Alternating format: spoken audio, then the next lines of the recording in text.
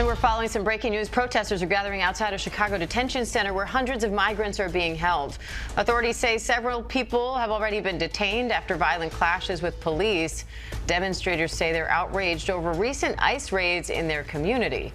Meanwhile, a judge is ordering more than 600 people being held in that facility to be released by next Friday. He says ICE agents may have violated a consent decree that limits their ability to conduct warrantless arrests. But the Department of Justice is appealing the judge's decision. ABC News immigration reporter Armando Garcia has more on that.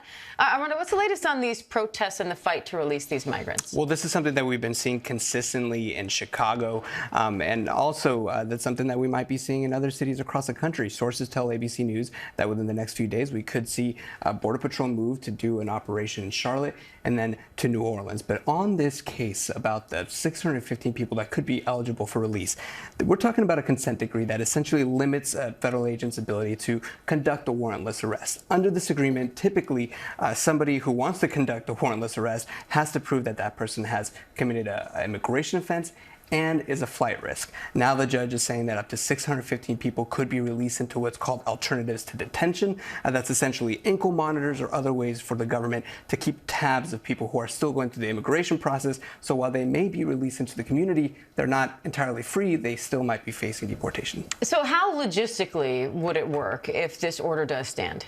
Well, look, and so many of these people have been sent across the country. In fact, the judge is actually asking about how many of these 615 people are still in the country and how many people have already been deported, right? But as it stands, if it's not appealed and if it's not paused during the appeal process, up to 615 people could be released into the community starting noon next Friday. Now, this, despite DHS saying that this is an activist judge who's putting people's lives at risk by releasing migrants into the community, these are people that the government would help select and determine that they're not a public risk, and are eligible for release.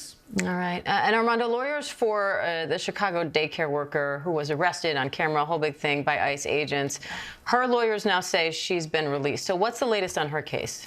Yeah, and you know what? We're actually hearing from her for the very first time. I'm going to read this statement. In a statement, she said, "I'm so grateful to everyone who has advocated on my behalf and on behalf of the countless others who have experienced similar trauma over recent months in Chicago area.